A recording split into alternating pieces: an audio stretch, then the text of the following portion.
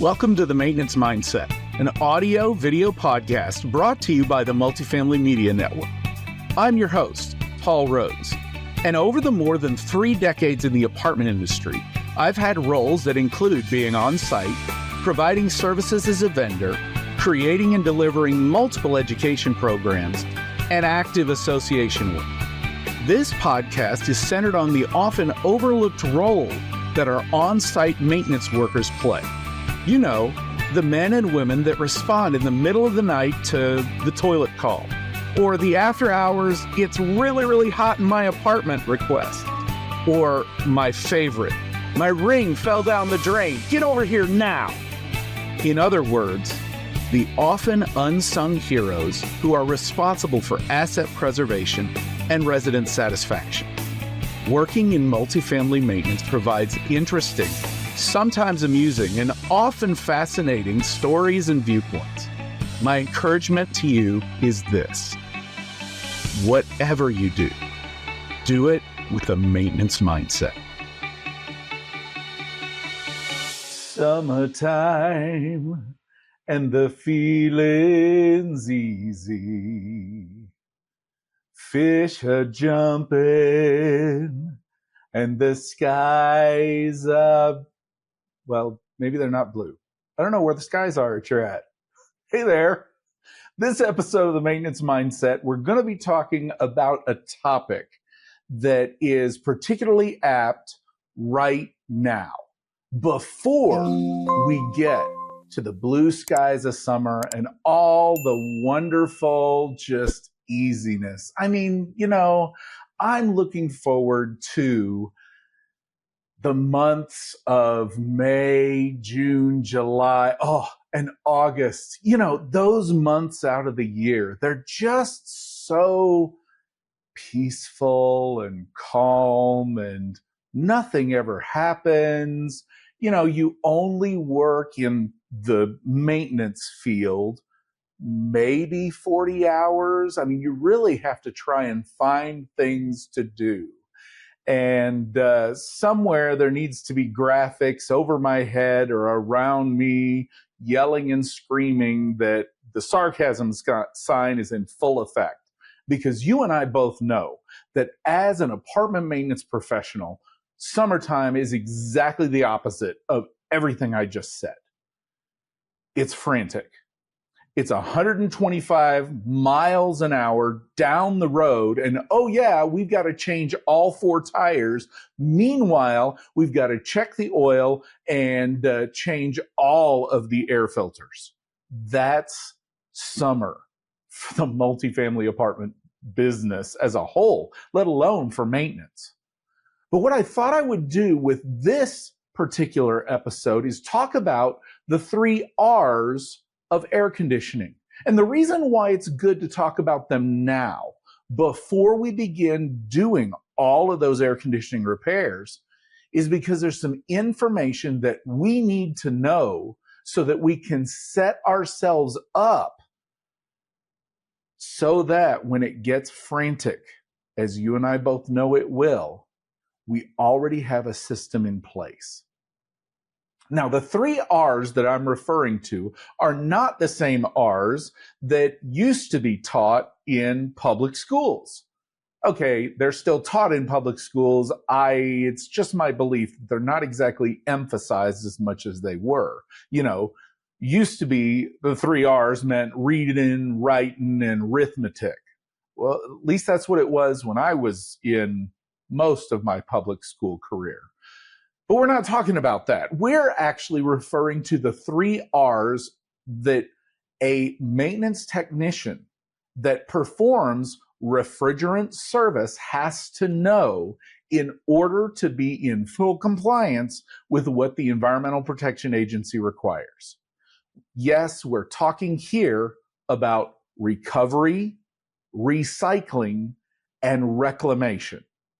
Every bit of those 3 items, one of the precursors is you as a service technician must be certified by Section 6 of the Federal Clean Air Act, specifically 608.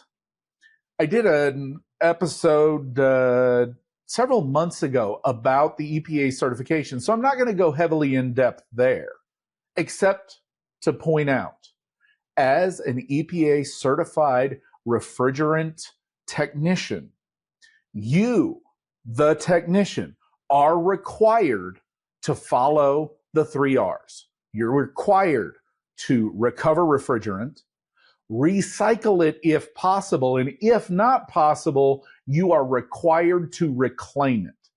Now, recently, some legislation has gone into effect that updates that recovery rule, which is going to require us as technicians to be sure that we're doing a really good job of documenting what needs to happen when we go to reclaim that refrigerant. But before I get too far ahead, this topic, if you are listening to today's episode and you are not a refrigerant technician, do me a favor and do yourself a favor, I believe, and go ahead and listen anyway, because there's some information here that allows non-certified technicians and their leaders, yes, property managers, regional managers, all of the other people that are involved. If you know this, you can help your maintenance team out. So those three R's are, let's begin with definitions: recovery, recycling, and reclamation. In terms of refrigerant management, when you recover refrigerant out of a system, all you're doing is just taking it out of a system and putting it into a jug, into a tank. You see, it's all based on the fact that refrigerants are harmful to the environment. It started out, we were most concerned about the ozone layer, the layer that protects us from the sun's harmful ultraviolet radiation. Well, we now are using refrigerants that have zero effect on the ozone layer. So new refrigerants, we're actually more concerned about their potential for climate change or global warming. Those terms are almost interchangeable depending on which legislation or regulation you're reading.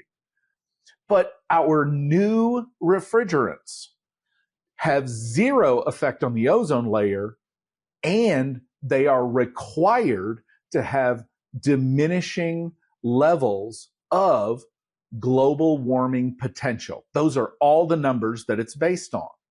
Now, the reason why this is important is it establishes the fact that the refrigerants that you and I use inside of our air conditioning systems are harmful to the environment.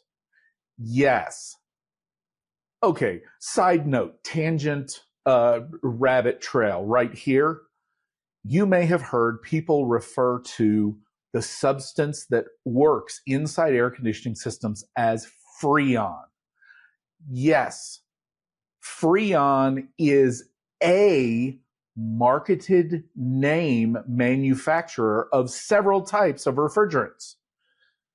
Freon is to refrigerant as Xerox is to copiers, or Kleenex is to tissues. Freon is an aftermarket name. It bugs me, though, that we call all refrigerants Freon, but they are not interchangeable. Refrigerants are a protected substance because they're harmful to the environment, but each and every refrigerant is identified by a refrigerant number.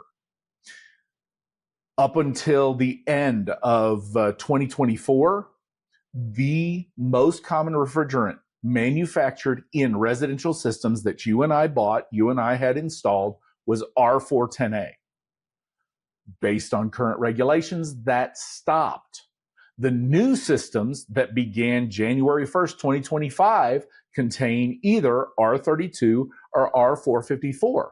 All of those numbers are all refrigerants, and every one of them is a controlled substance. And what that means for all of us, whether you are certified or not, is that that refrigerant belongs in one of two locations, either in the system that it's operating in or in a container. It does not belong in the environment. This is why, in order for us as maintenance technicians to service components or parts in an air conditioning system that contains refrigerant, we often have to remove the refrigerant. The process of removing the refrigerant from the system and putting it into a container, that is recovery. And refrigerant that is in that container is called recovered refrigerant. Now, that recovered refrigerant, in order to ensure that it doesn't get mixed with any other substance that you may see, like propane or acetylene or oxygen tanks, or maybe even the carbon, the helium tank that you have in your office to blow up balloons, if anybody is still blowing up balloons, although I'm not sure when the last time I saw one of those is. But those tanks look very similar. The tanks that we recover into have a very, very specific design that is going to change with the new refrigerants that are coming in. But I'm not going to get sidelined on that conversation. Most often, the tanks that you're going to see will have a gray body and a yellow top to them. Those are recovery tanks or recovery cylinders. That yellow top will have two valves in the top of it, and that's where we as technicians put refrigerant in or take refrigerant out. And that's very important to know, because recovery is where we remove the refrigerant from a system, and recycling is what we do with that refrigerant when we put it into another system. Here's where it starts to get a little bit technical, and I hope it makes sense as I'm saying this. When you recover refrigerant, you take it out of a system. And the fact that that system is completely sealed, it is tight. Yes, a system should never require refrigerant unless two things are true. If a system requires refrigerant to be added to it, in other words, property managers, regional leaders, maintenance supervisors, if you have a residence apartment that a technician is constantly having to go to that apartment to add refrigerant to it, the only thing that indicates is that system is leaking. If there's a hole in the system, you have to add refrigerant back to it.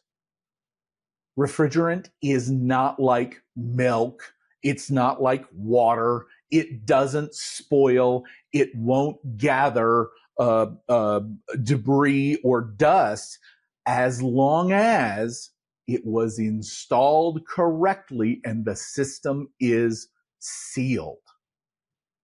What I'm getting at here is anytime we have to add refrigerant to a system, whether it is brand new or referred to as virgin refrigerant or recycled refrigerant, if you add refrigerant to a system that is already in place, then that system has a leak or it wasn't charged properly to begin with.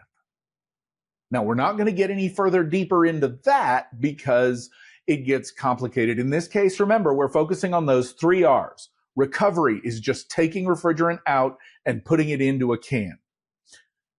Recycling is having that refrigerant in the can, in the jug. And we're talking about either a 20 or a 30-pound cylinder for most of our properties. That jug, you can, following the instructions on your recovery machine, run it through a filter dryer, clean it out, be sure that you remove all of the moisture out of the top of the tank. You can even remove non-condensables. In other words, air that ends up getting in the system just through proper operation. And after you do that, you recycle that refrigerant by putting it into another unit. So in other words, if I have an apartment, 212, for instance, and that apartment, I have to do repairs. I have to replace the compressor in that apartment. In order to replace the compressor, I recover the refrigerant and put it into a recovery tank.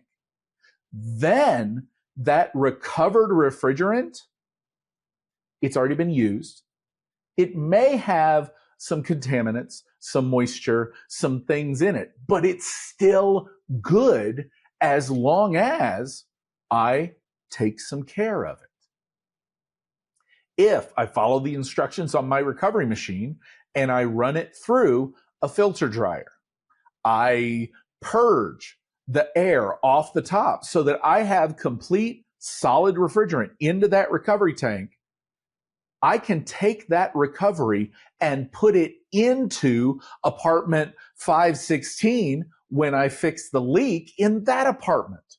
In other words, I don't have to always purchase virgin or new refrigerant. I can reuse my reclaimed refrigerant. It's allowed. It's legal. The only stipulation that the EPA puts on it is it has to be recycled to any unit that has the same owner. And yes, that word owner is very specific in the regulations. What that means is, in my made-up analogy, I could take refrigerant out of unit 212 and put it into unit 517. Maybe, I've got even one for you now. If you buy a brand new system, you take the system out. Instead of replacing the compressor in 212, maybe we replace the entire condensing unit and the entire indoor unit now that we can no longer get refrigerant 410A anymore.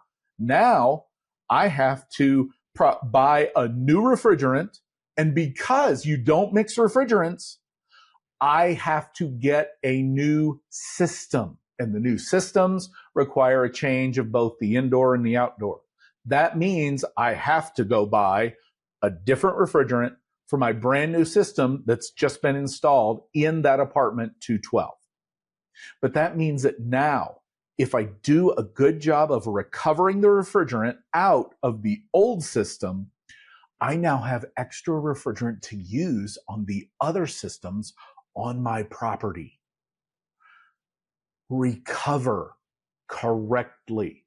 Follow the instructions in your recovery unit for how to recycle that refrigerant, and you won't have to buy as much refrigerant. Okay, so that's recovery. Recovery is just pulling it out, putting it in a jug. Recycling is treating that refrigerant into through a filter. You're cleaning it up a little bit and reusing it in another system owned by the same person. That's a lot of information. Let's pause for a minute, and when we come back, we're going to talk about the third R. Our sponsor today is AppWork. Best known for exceptional maintenance workflow management, AppWork offers so much more. Optimize operations with its advanced business intelligence that turns data into strategy. Simplify your operations with AppWork's intuitive platform. Service team members love the gamification of maintenance workflows and leaderboards, making everyday tasks a competition for number one. From project management to team communication, AppWork has you covered. Visit appworkco.com today. Right. So we're talking about the 3 R's of air conditioning: recovery, recycling, and reclaiming. So recovery is taking it out. Recycling is reusing it on site. Reclaiming occurs when the refrigerant is contaminated enough, or I no longer need it anymore. In my made up scenario before of taking out and replacing the full system, changing the refrigerant in apartment 212, I now have a jug of refrigerant to make use on somewhere else on my property. But what if on my property, eventually we get to the point that we are no longer using R410A? Yes, that will happen eventually.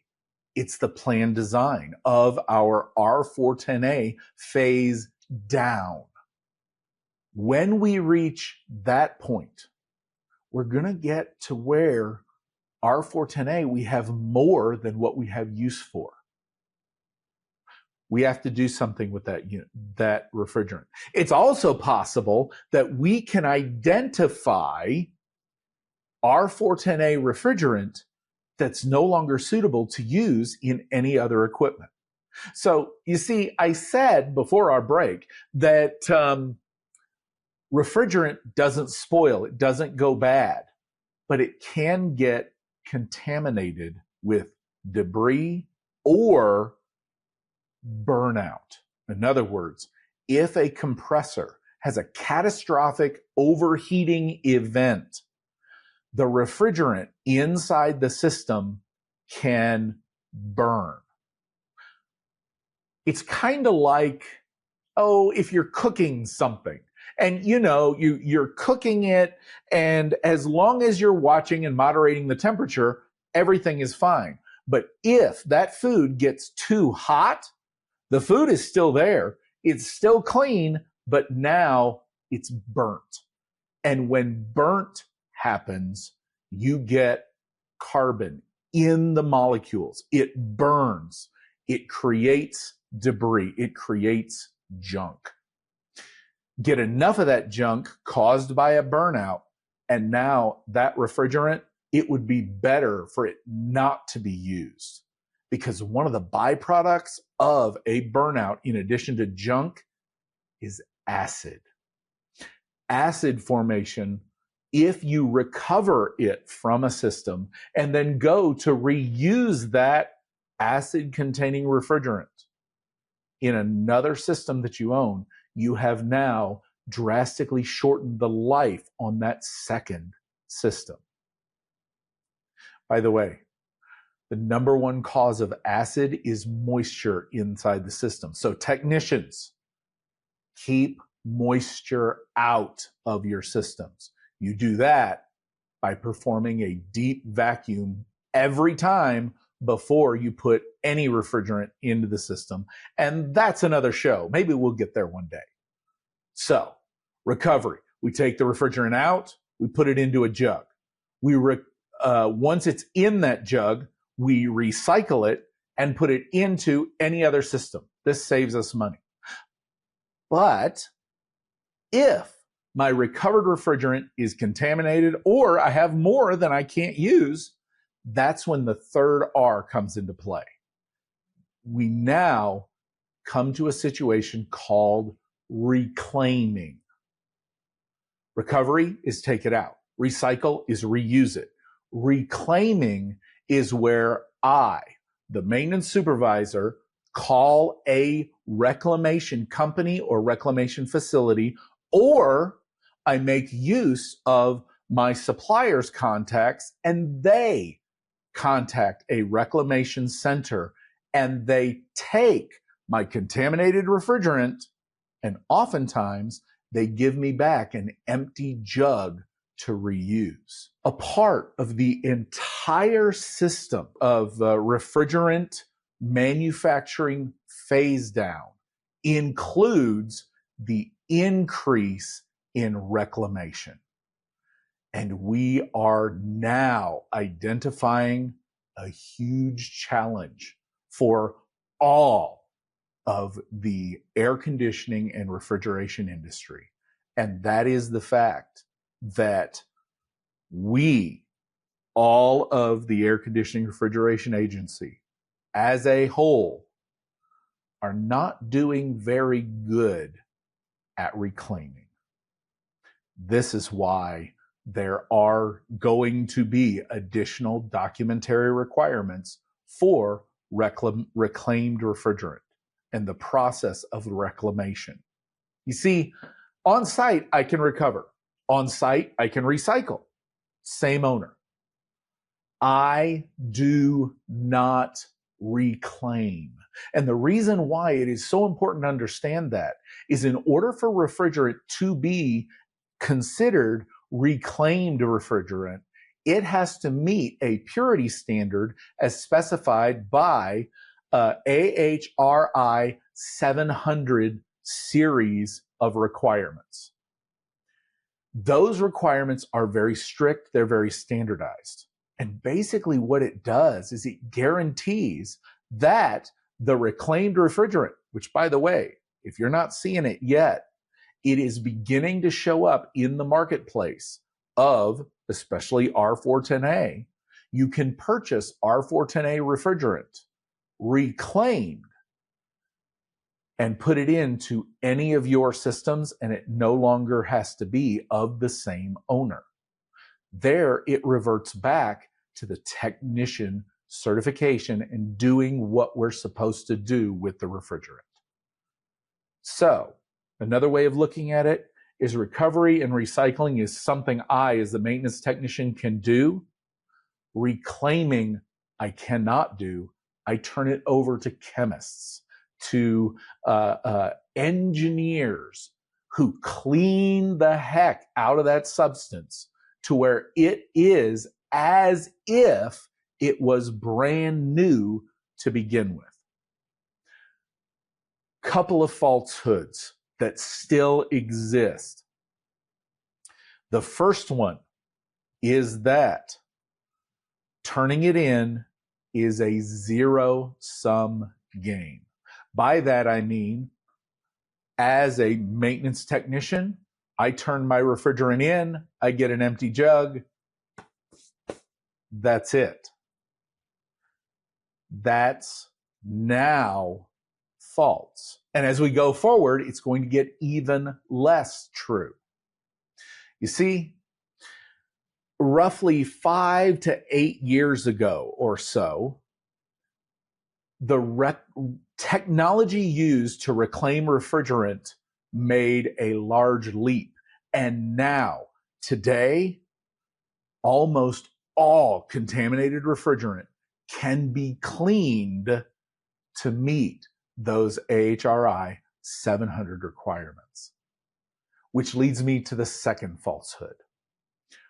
I was taught, I even at some points in my career used to teach that if you turn in contaminated refrigerant, heavily contaminated refrigerant, you would actually be penalized.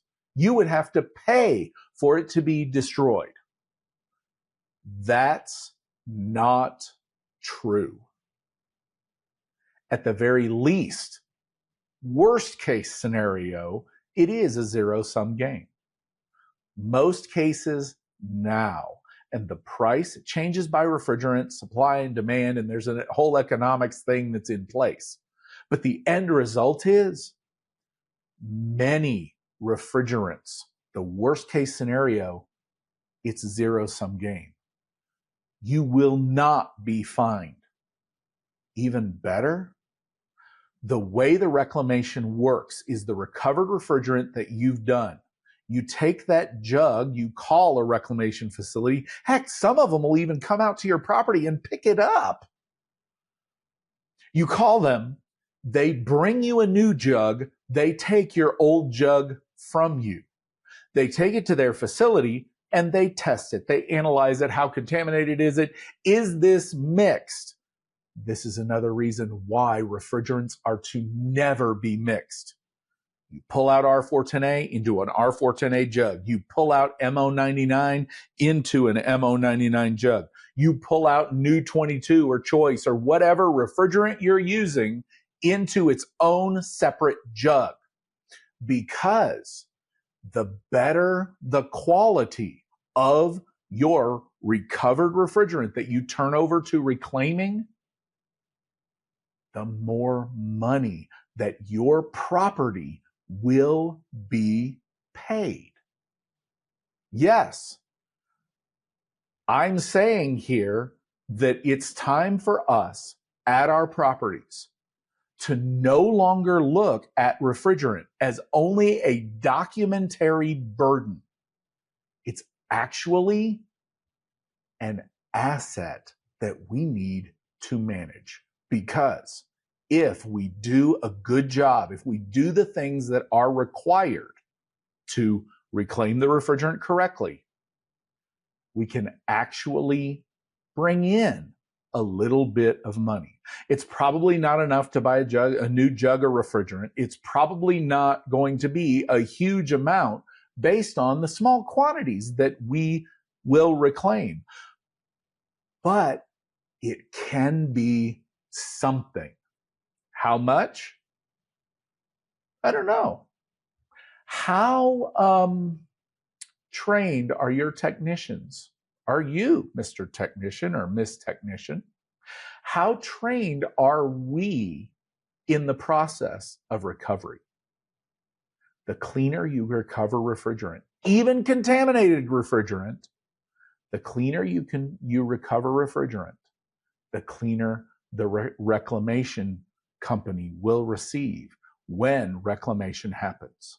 The more reclaimed refrigerant that the reclamation company receives, the greater the likelihood they will pay more money, because what that reclamation company does is they clean it up to that like new standard and they sell it.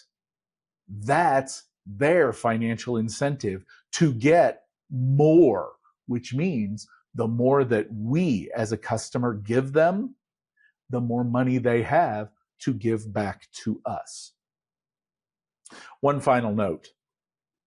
If you would go down to your shop, wherever it is that you're storing all these tanks and jugs from your refrigerant service work that's happening on your properties, if you have a lot of jugs, both virgin, which will be different colors, they're disposable tanks, R22, if you have any of those are old green. The retrofit refrigerants will be a blue color. R410A is a pink color. The new refrigerants will be gray. All the tanks will be gray, and you got to look at the label on the side of them. But here's the thing. Any of those other colored tanks, heck, any of the tanks that are any other color besides gray and yellow, if they're just laying around nowhere and they weigh almost nothing, recover the refrigerant out of those tanks. In other words, remove it out of those tanks, put it into a recovery cylinder, and you can capture that and reuse it everywhere else. Once you do that, those tanks, everything except the recovery cylinder, those brand new cylinders, the green ones, the gray ones, the pink ones, the blue ones, those tanks, you drill a hole in and then recycle appropriately, because it's recyclable metal.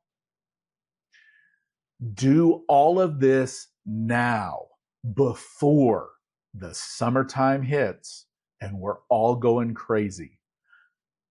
For some of our properties that I've visited shops over the years, you can free up massive amounts of floor space, so that way you can organize all the parts and pieces for the amount of make-readies that you're going to have coming up, because we're about to enter leasing season.